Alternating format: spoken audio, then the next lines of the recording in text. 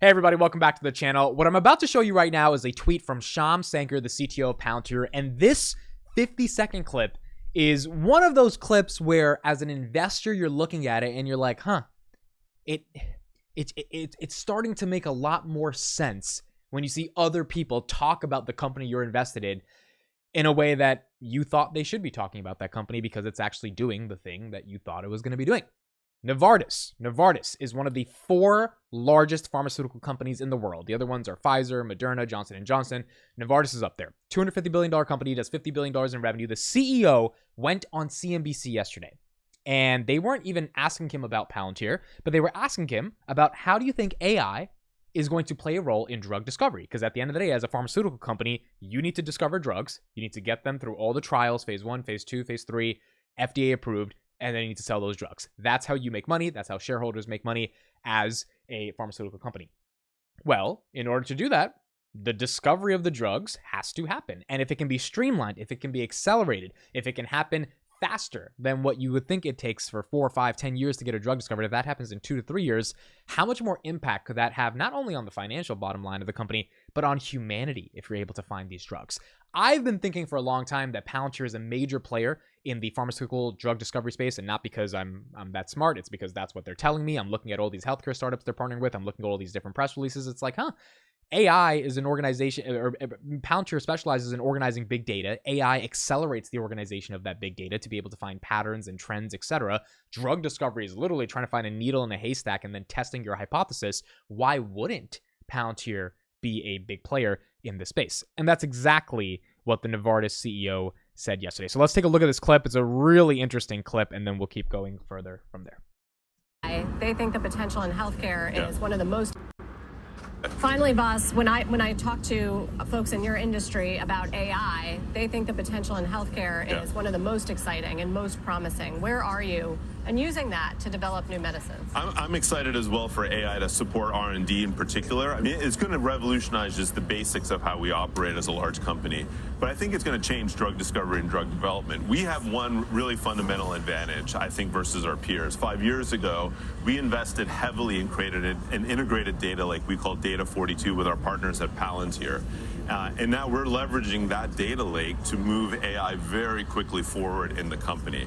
And I think this will give us an advantage because our data is organized, it's got a clear ontology, and I'm hoping that will lead to new discoveries faster over time. That's a whole nother segment for another day. That's really exciting. I did not realize the Palantir link there. Boss, thank you very much.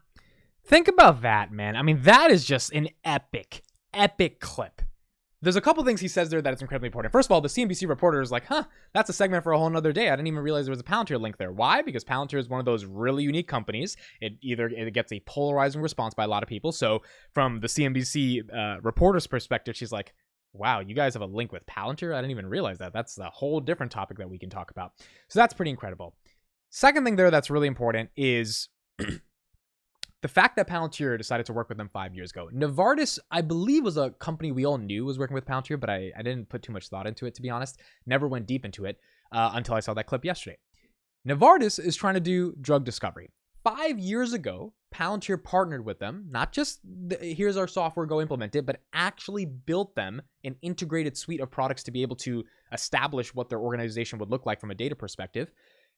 And this happened 5 years ago. Now, why did this happen 5 years ago? Because 5 years ago, Novartis realized, hey, we should probably have a better understanding of our data.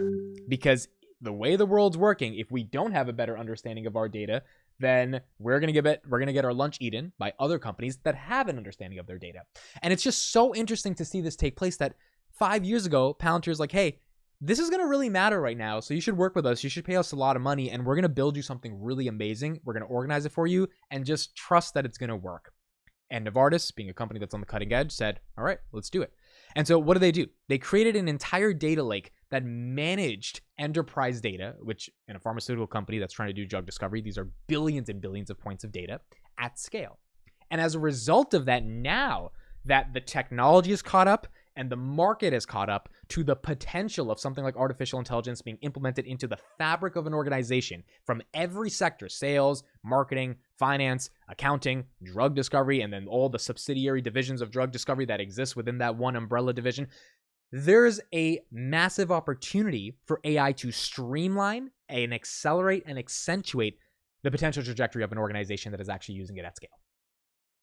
Well, to do that, the first thing you've got to do is have data that's organized. Because if your data is not organized, then you've got no chance in hell in actually being able to implement AI. Like, you can't just implement AIP, which is, Palantir's AI platform, into an organization that doesn't have an ontology, that doesn't actually have a sort of common foundation of truth when it comes to their data, which means all these things have to be interconnected. And quite frankly, that takes some time to be able to develop, because you've got to have regulatory frameworks. You got to have confidentiality here. When you're working with drugs and pharmaceutical stuff, there's a lot of stuff, data that just can't be leaked. There's so many frameworks there that need to be implemented. That takes some time. And in order to do that, you need to have a trusted partner that you actually believe is going to help you get the job done. One of the things he says is that we have a structured ontology. Why does this matter? Because the concept of an ontology actually matters when it comes to artificial intelligence. Notice the question was, how is AI going to help you with drug discovery? And the response was, oh, it's going to be not that hard because we already have an ontology for our data. So now we just implement that into the AI platform or whatever they would be implementing it into. And that will help us even have a better understanding of our data in the context of drug discovery and give us a competitive advantage over people that don't have this. Which is why when I was on that debate with the Bear Cave short report dude on Palantir, and I asked, what is an ontology? And he said, oh, that's just semantics. That doesn't matter. Like, I've never heard of the word ontology, but Palantir is an AI imposter. That's why I asked that question, right? The reason I asked that question is not because I'm some genius. It's because from all the due diligence I've done about, at an elementary level, what artificial intelligence means for an enterprise. What is Palantir doing? They're selling software to enterprises.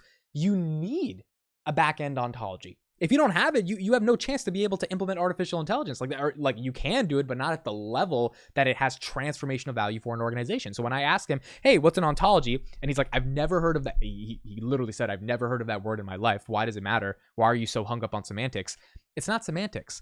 If you're going to say Palantir is not an AI company, whether you're a short report writer or whether you're the market saying that there's not an AI play here, and you don't understand the concept of an ontology, that just means you don't get artificial intelligence. And you don't have to be an expert at it, but there are some core terms you should be able to understand if you're going to make an investment in an AI company, or if you're going to call an AI company a fraud and say that there is no real technology there.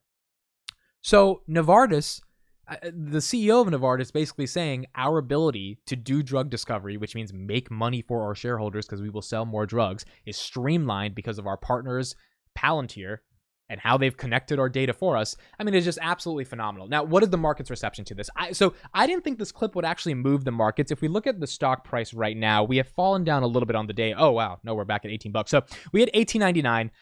We had a pretty interesting morning stream. We ran for almost 2 hours just trying to see if we can get back over that $19 to get to that $19 range. We didn't touch 19, just at $18.99. Stock was at $17.50 yesterday, something like that. Oh no, we $17.96. We closed at $17.96. It was up from $17.50, and today it got to $18.99, fell down, now at $18.03. Did this clip move the market? I don't think it did, but the more I've been thinking about it, Palantir actually published this clip. This is not just a sham tweet. They published the clip on their actual Twitter. You would imagine the PR team at Palantir is taking this clip and sending it to as many people as possible, just running it through their PR machine. And if there's, a certain number of institutional investors taking a look at this clip, I don't think you take this clip lightly. Because if you're an institutional investor and you want AI exposure and you've missed out on the Palantir rally and you're looking at a $250 billion company say, the reason we are able to take advantage of drug discovery in the intersection of artificial intelligence is because of one company, and the name of that company is Palantir, and we worked with them 5 years ago for this very moment. I think you take it a little bit more seriously. Does that mean a bunch of toots came in today? I have no idea. Does that mean a bunch of retail came? Like, someone was buying today, and I don't know if that clip moved the market, but that clip, the more I think about it, I'm like, if Palantir's running that through their PR machine, that clip should be hitting millions of people today, and they should be seeing off guard, right? That wasn't planned or anything. A moment where CEO is explaining why Palantir is so vital to their AI efforts. Final thing I want to say here, which I thought was really important, is there are multiple clips, and if you're in the Palantir community, you've seen these multiple clips many times, of Alex Karp back in 2020, 2021, when he's being interviewed at Palantir HQ, saying we are solving problems for companies that they don't know they will have in 5 years. Right? Quite literally, he's saying the problems we're solving today, companies won't realize they have in the next 5 years, but once they realize they have those problems, we will be here.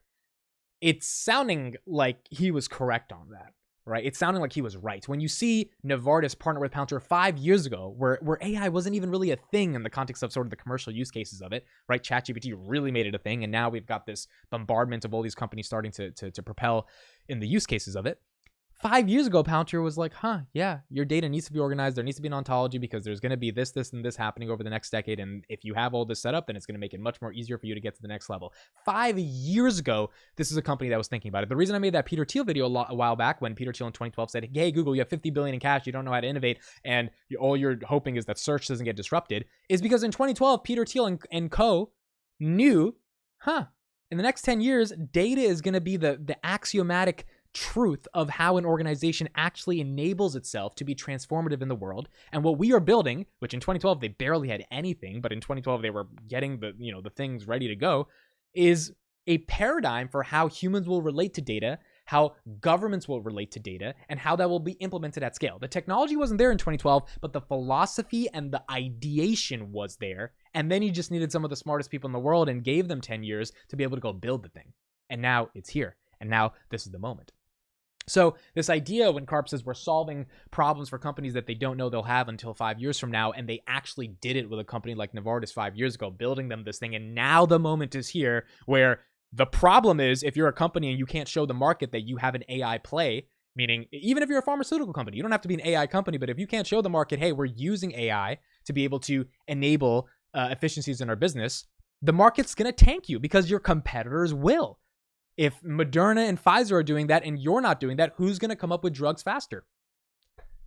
Drugs only last for so long. You got to find the next drug. You got to find the next solution. You got to cure the next disease. And then if AI is going to enable that, then Novartis wants to make it very clear to the public markets that we have a technology partner that we worked with 5 years ago that told us this was going to be a big deal. And now today we're taking advantage of that. So this was one of the best clips I have seen in the past couple of months covering Palantir. To hear an unsolicited response from a CEO talking about why they value Palantir and in the context of something that's really important, which is drug discovery. And then the idea that an ontology is needed, a data lake is needed, and 5 years ago, all of this stuff was ideated and now it's coming to fruition. It's just really, really cool to see this happen. So those are my thoughts. Thank you guys so much for listening and watching. Let me know what you think. Please subscribe to dailypalantir.com/subscribe, my email newsletter every day. I'll see you guys in the next one.